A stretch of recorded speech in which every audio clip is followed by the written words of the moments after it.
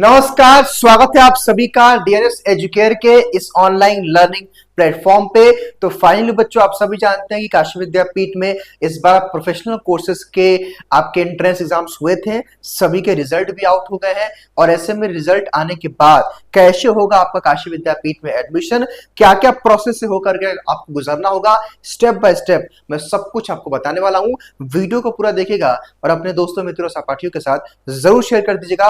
और अगर आप पहली बार इस प्लेटफॉर्म पे आ रहे हैं तो सब्सक्राइब करके बेल आइकन को भी जरूर प्रेस कर लीजिएगा। बच्चों, आज इस वीडियो में मैं आपको हर वो बात बताऊंगा जो आपको या एक नए छात्र को जानना चाहिए। और मेरा ये मानना ये है कि अगर आप इस पूरे वीडियो को देख लेंगे तो आप पूरे एडमिशन की प्रक्रिया को समझ पाओगे और उससे आपको कोई दिक्कत भी नहीं होगा, किसी प्रकार का टेंशन नहीं होगा, किसी प्रकार की आपको कोई दिक्कत नहीं होगी और आपको किसी से पूछने की भी आवश्यकता नहीं होगी। इवन आप किसी को बता भी सकते हो अगर आप इस पूरे वीडियो को देखते हो। तो आइए हम वीडियो को शुरू करते हैं और आपको एक एक करके वो सारी बातें बताते हैं। लेकिन बच्चों से पहले आप ये जान लीजिए कि कितने स्टेप्स में आपका काशी विद्यापीठ में एडमिशन होगा। अब मान लीजिए भाई कि आपने फॉर्म भर दिया था, तो देखिए भाई आप ये समझ लो कितने स्टेप्स में एडमिशन होता है। मैं जानता हूं बच्चों कि आज का वीडियो काफी लंबा होगा, लेकिन आपके काम का होगा, लंबा होगा लेकिन पूरा देखिएगा, सब कुछ आप समझ जाओगे। देखो, सबसे पहले आपने एप्लीकेशन फॉर्म भरा था, हाँ जी सर फॉर्म भरा था। उसके बाद देखो एडमिट कार्ड जो है आपका आया था, आपने एंट्रेंस एग्जाम दिया था, आपका रिजल्ट आ गया। अब रिजल्ट आने के बाद आपकी मेरिट लिस्ट आएगी और कट ऑफ आएगा। अब कट ऑफ मेरिट लिस्ट को लेकर के मैं आपको वेबसाइट पे चल करके एक फॉर्मेट दिखाऊंगा। उसके बाद ऑफलाइन काउंसलिंग करना होगा। ध्यान रहे, काउंसलिंग की प्रक्रिया काशी विद्यापीठ में ऑफलाइन है, ऑनलाइन काउंसलिंग की प्रक्रिया काशी विद्यापीठ में इस बार नहीं हो रहा है। पिछले बार भी नहीं हुआ था, 1 साल हुआ था कोविड के टाइम पे। फिर फीस पेमेंट आपको ऑनलाइन करना पड़ेगा, फीस पेमेंट आपको ऑनलाइन करना पड़ेगा। और उसके बाद कंफर्मेशन लेटर जब आप पेमेंट कर दोगे तो कंफर्मेशन लेटर आप डाउनलोड करके जो है 1 हफ्ते के अंदर अपने डिपार्टमेंट में जमा कर लोगे तो आप बन जाओगे काशी विद्यापीठ के छात्र। आइए बच्चों, इसको हम इन डिटेल में समझते हैं। क्या जी सर? ये भी समझिए। देखिए, अब बच्चों रिजल्ट आने के बाद क्या होगा, आपकी मेरिट लिस्ट आएगी। बच्चों मेरिट लिस्ट 2 प्रकार की आती है। यहाँ पे क्या लिखा है हमने? यूएन, यूआर लिखा है। यूआर का मतलब फुल फॉर्म क्या होता है? अनरिजर्व कैटेगरी बोलते हैं इसको। और ईडब्ल्यूएस, ओबीसी, एससी, एसटी ये कैटेगरी है जो बच्चों को आरक्षण मिलता है। अब इसको मैं थोड़ा समझाता हूं आपको, ध्यान से मेरी बात को समझिएगा। मान लीजिए बच्चों किसी कोर्स में आपका 280 नंबर कट ऑफ चला गया, 280 कट ऑफ चला गया जनरल या यूआर कैटेगरी की, ठीक है। उस केस में क्या होगा बच्चों कि जिन भी छात्रों का 280 नंबर आया होगा, चाहे वो छात्र ओबीसी कैटेगरी का हो, चाहे वो छात्र एससी का हो, या चाहे छात्र एसटी का हो, या छात्र ईडब्ल्यूएस का हो। अब उस केस में क्या होगा, आपने किसी भी कैटेगरी से अप्लाई किया है, अगर आपका 280 नंबर आ गया तो आप यूआर की कैटेगरी में आ पाओगे, मतलब अनरिजर्व की कैटेगरी में आओगे। यानी कि आप यादव हो, आप सिंह हो, आप मिश्रा हो, मतलब मैं आपको बस जस्ट एग्जाम्पल के थ्रू समझाने का प्रयास कर रहा हूं कि भाई कोई भी आपकी एक तरह से जाति है, लेकिन आप सब अगर आप इस कैटेगरी को, इस कटअप को क्रॉस करते हो तो आप यूआर में काउंट होगे। और यूआर में जब आप काउंट होगे तो उस केस में आपका जो सर्टिफिकेट है नहीं लगता है। मेरे ख्याल से इतनी बात समझ गए। उसके बाद क्या होगा, देखो उसके बाद क्या होता है, मान लो भाई मैंने बताया किसी कोर्स में मान लो कि 100 सीटें हैं, किसी कोर्स में 100 सीटें हैं किसी कोर्स में, तो उस केस में बच्चों क्या होता है, या तो इंक्लूडिंग ईडब्ल्यूएस की 10 सीटें होंगी इसमें, या तो 10 सीट ईडब्ल्यूएस के बच्चों को इसमें मिलेगा। तो क्या होगा ना कि 10 बच्चों का एक लिस्ट आएगा, 10 बच्चों का नाम रहेगा अलग से। उसके बाद मान लो अगर आप ओबीसी के छात्र हो भाई, मान लो कि आप ओबीसी की कैटेगरी में आते हो, ठीक है, और ओबीसी का कट ऑफ क्या है 270 नंबर। तो अब क्या होगा भाई कि अगर ओबीसी में अगर आप 270 नंबर ला दिए तो ओबीसी की एक अलग से लिस्ट आएगी। और बच्चों ओबीसी का नियम क्या है कि 27% का आरक्षण मिलता है हमारे ओबीसी के बच्चों को। यानी कि अगर 100 सीटें हैं भाई तो 27 सीटें जो है ओबीसी के बच्चों को मिलती है। यानी कि 27 सीटों का एक लिस्ट आ जाएगा ओबीसी के बच्चों का। आई होप की बात समझ होंगे। अगली बात समझेंगे आप लोग। मैं बात करता हूं एससी के बच्चों, तो एससी वालों को अगर 100 सीट किसी कोर्स में है तो एससी के बच्चों को मिलता है 21 सीट, यानी कि 21% का आरक्षण उनको मिलता है। यानी कि 21 सीट का एक लिस्ट आ जाएगा जहां पे बच्चों का नाम रहेगा। और मान लीजिए कि एससी का कट ऑफ गया है 250, तो 250 जो बच्चा लाया है और अगर एससी कैटेगरी में है तो उसका लिस्ट में नाम आ जाएगा। अगली बात देखिए भाई, एसटी कैटेगरी में भाई अगर आपका है तो 2% का आरक्षण उनको मिलता है, यानी कि 2 बच्चों का नाम एसटी में रहेगा। और ये अगर आपका एसटी का कट ऑफ 200 गया है तो कहने का मतलब है ये कट ऑफ के ऊपर डिपेंड करता है। लेकिन मैं आपको ये समझा रहा हूं कि कैसे सेपरेट लिस्ट आता है, ये समझना आपको जरूरी है। आइए मैं इसको और इजी करता हूं, इजी करके और समझाता हूं आपको।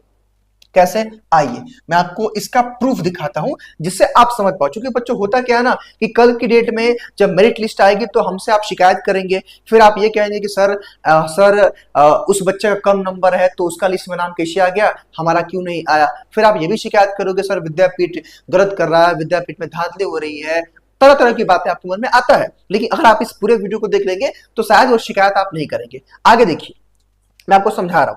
अब देखिए यहाँ पे, अब आप देखिए यहाँ पे क्या लिखा है, देखिए ये यहाँ पे आप आओ, देखो ध्यान से देखो ये क्या लिखा हुआ है, यू आर ओपन कैटेगरी है, ओपन कैटेगरी। अब हालांकि बच्चों का जनरली देखा जाएगा तो ओपन का मतलब क्या होता है, मतलब उसमें सभी जाति वर्ग के बच्चे रहते हैं। ओपन का मतलब कोई जनरल नहीं होता है, जनरल के बच्चे तो रहते ही रहते हैं नो डाउट, बट उसमें ओपन का मतलब क्या, वो सबके लिए ओपन है। आओ मैं समझा रहा हूं आपको। अब देखो, अब इतना तो सेंस आपके अंदर होगा भाई, आप यूपी में हो तो आप जानते हो भाई कि यूपी में जो है चीजें हैं जाति टाइप का। देखिए अब सपोज इनका नाम क्या है, युवराज सिंह, तो मेरे ख्याल से ये जनरल कैटेगरी में आते होंगे। इनका नाम है अब अभय यादव। अब जानते हो कि यादव जो होते हैं, जहां तक मुझे पता है वो ओबीसी में आते हैं। फिर भी क्या है, इनका यूएन में है, ओपन में है। फिर आप नीचे आओ, फिर देखो यहाँ पे अभिनव मिश्रा जनरल कैटेगरी के, इनका तो रहेगा ही। फिर देखो कोई और नाम देखो मैं, हाँ अब देखेंगे क्या नाम क्या है, श्रेया विश्वकर्मा, और विश्वकर्मा शायद मेरे ख्याल से ओबीसी में आते हैं। तो यानी कि ओपन में बच्चे हैं, ये मैं आपको समझा रहा हूं। देखो और ओपन का मार्क्स देखो कितना कट ऑफ हाई गया है, ये देख लो आप। फिर आप नीचे जरा आना, अब नीचे आओ बच्चों, तो ओपन में तो फीमेल का अलग से देखो, यहाँ पे कट ऑफ कितना डाउन गया, देखो यहाँ पे डाउन कट ऑफ गया। फिर आप नीचे चले आओ, फिर आप देखो आओ, फिर आप देखो क्या लिखा है, ईडब्ल्यूएस लिखा हुआ है। अब देखो ईडब्ल्यूएस में कितने, दो बच्चों का नाम है और देखो सारे बच्चे ईडब्ल्यूएस वाले हैं, इनका देखो मार्क्स कितना कट ऑफ कम गया है। फिर आप चले जाओ नीचे थोड़ा सा, फिर आप आओ, फिर यहाँ पे देखो ईडब्ल्यूएस में भी एक फीमेल को, एक बच्चे को मिला है, अग्रणी को मिला है। फिर आप नीचे चले आओ बच्चों आप। अब देखो यहाँ पे क्या लिखा, ओबीसी लिखा है ना, ओबीसी देखो कितना, ओबीसी के बच्चों कितना कट ऑफ कम गया है, अब उसमें समझना।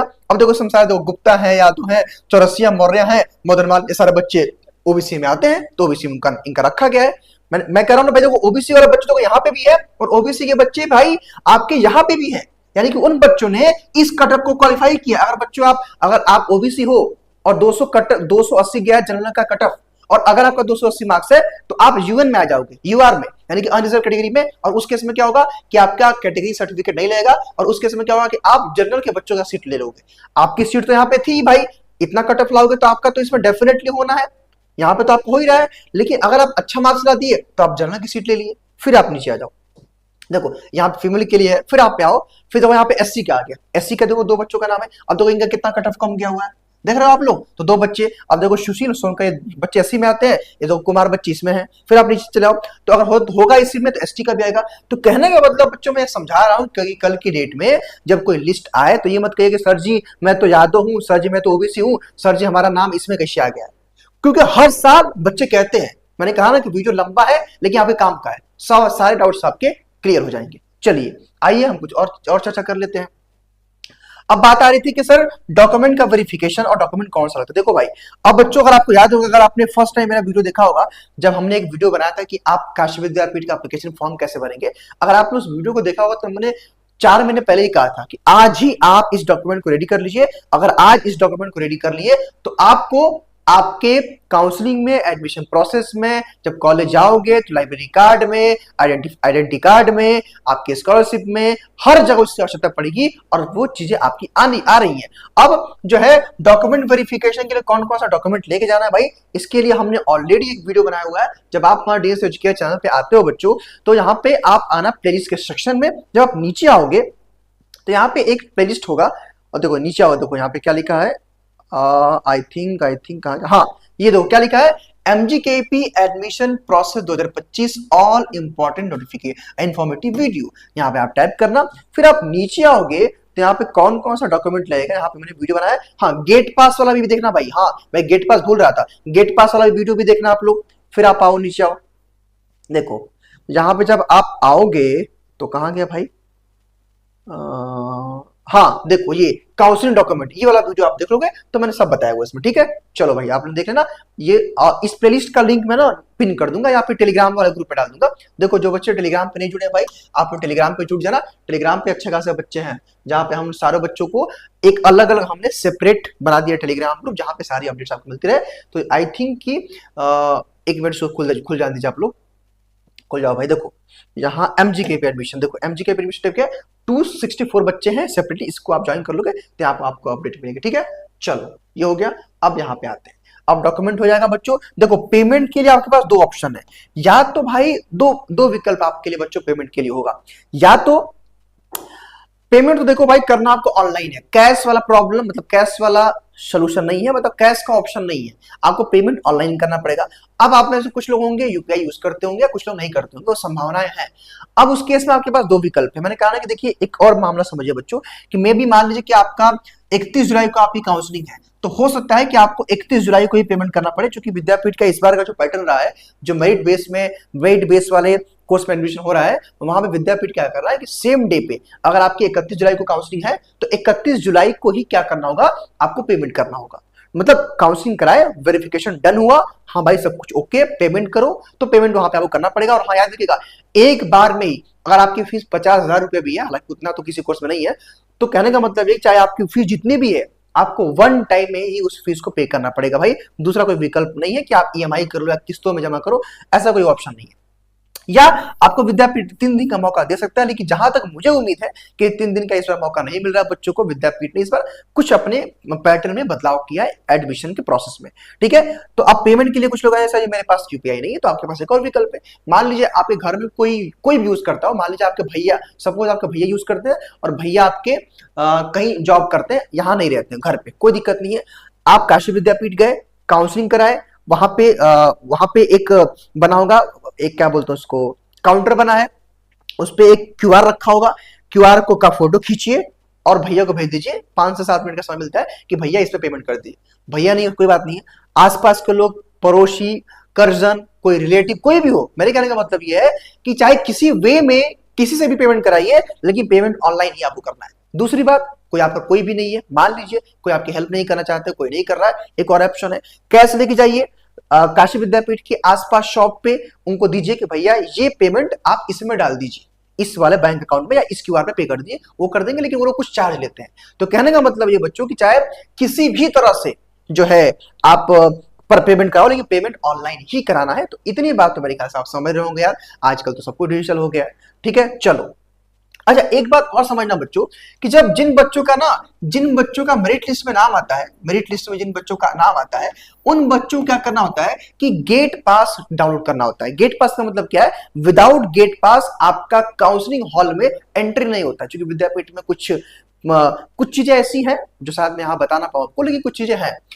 कुछ चीजों का मतलब यह है कि वहां पे अननेसेसरी चीजें काफी होती रहती हैं, तो उस केस में विद्यापीठ ने गेट पास लागू कर दिया है कि जो गेट पे पास दिखाएंगे वही काउंसलिंग हॉल में जाएंगे, ताकि अनावश्यक भीड़ भाड़ ना हो, गैदरिंग ना हो, कोई पॉलिटिकल माहौल ना हो, किसी प्रकार का झगड़ा लड़ाई ना हो। तो विद्यापीठ की व्यवस्था है जो विद्यापीठ ने पिछले 2 साल से लागू कर दी है कि जब आप काउंसलिंग के लिए जाओगे तो वहां पे एक गेट कीपर रहते हैं सामने, भाई गेट पास दिखाओगे तो एंट्री मिलेगी, नहीं दिखाओगे तो एंट्री नहीं मिलता है ना। तो गेट पास याद रखिए, जिन बच्चों का मेरिट लिस्ट में नाम आया, सपोज कि एक लिस्ट आ गई और उस लिस्ट में लिखा है, उस लिस्ट में 100 बच्चों का नाम है और उन बच्चों की काउंसलिंग 31 जुलाई को है, तो गेट पास अगर आपका लिस्ट में नाम आ गया है तो आप गेट पास जाके डाउनलोड करेंगे, और गेट पास डाउनलोड करने के बाद ही गेट पास के साथ सभी डॉक्यूमेंट के साथ आप काउंसलिंग के लिए जाओगे। हालांकि गेट पास कैसे डाउनलोड करना है, गेट पास का क्या मतलब होता है, उसको लेकर के हमने एक वीडियो बनाया हुआ है जो कि मैंने लिखा है प्लेलिस्ट में, उसको आप जाकर देख लीजिएगा। ठीक है, तो आई थिंक कि मैंने सारी बातें बता दी आपको भाई, है ना, कुछ छोटा नहीं। हाँ, बात आती है सेफ जोन की और कट ऑफ की ना, यहाँ पे आ रहा था। तो देखो भाई, एक कट ऑफ की मैं बात करता हूं तो मिनिमम मैंने बताया है कि 60 नंबर से अगर आपका कम है, यानी किसी भी कोर्स में अगर आपका 240 नंबर से कम है भाई, तो देखो आप खतरे में फिर हो। आपका एटलीस्ट 240 मार्क्स होना चाहिए। हालांकि ये मैं मिनिमम कह रहा हूं भाई, ऐसा नहीं है, किसी कोर्स में 180 पे भी एडमिशन होता है, किसी कोर्स में 200 पे भी एडमिशन होता है। और याद रखना बच्चों, अब मान लीजिए कोई बच्चा हमारा एसटी कैटेगरी का है, कोई बच्चा एससी कैटेगरी का एससी का है, ठीक है, उन बच्चों के 200 नंबर पे भी एडमिशन होंगे। तो कहने का मतलब ये बच्चों कि सेफ स्कोर इसी के आसपास रहेगा। एग्जैक्ट बता पाना पॉसिबल नहीं है, और आप जानते हैं कि इस प्लेटफॉर्म पे केवल आपको ऑथेंटिक और सही इंफॉर्मेशन दी जाती है, तो किसी प्रकार का हम जो है अनरिलेवेंट इंफॉर्मेशन आपके साथ नहीं शेयर करना चाहते हैं। बस मैंने आपको बता दिया भाई कि ये सब बातें थी। चलिए, तो फिलहाल बच्चों इस वीडियो में केवल इतना ही। कुछ और भी जानकारी चाहिए तो आप वीडियो के कमेंट बॉक्स में बताएंगे, चैनल को सब्सक्राइब कर लेंगे, वीडियो को लाइक कर देंगे, and wish you all the very best. कोई भी दिक्कत होगा तो ये प्लेटफॉर्म आपकी इस पूरे जर्नी में साथ देगा। So thank you so much, और कोई दिक्कत है तो कमेंट बॉक्स में जरूर बताएंगे। Thank you so much.